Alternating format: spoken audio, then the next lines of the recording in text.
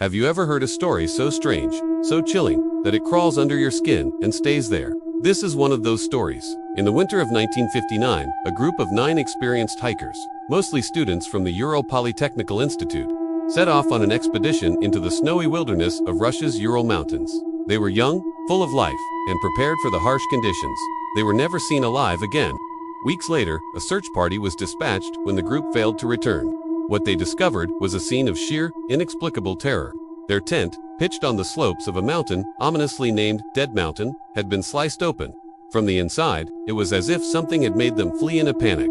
So desperate to escape, they couldn't even take a second to untie the flaps, and they fled into the brutal, sub-zero night, improperly dressed, some even without shoes.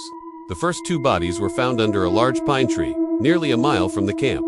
They were dressed only in their underwear. It appeared they had tried to start a fire. 3 more were found between the tree and the camp, seemingly succumbing to hypothermia as they tried to return. But the real mystery, the true horror, lay with the final 4, discovered months later when the snow melted. These 4 had suffered catastrophic internal injuries. One had a crushed chest, another a fractured skull, yet there were no external signs of a struggle. It was as if they'd been hit by a car, but there was nothing out there but snow. One woman was missing her tongue, eyes, and part of her lips. Some of their clothing was found to be radioactive. What could have happened? Avalanches don't cause these kinds of selective, brutal injuries.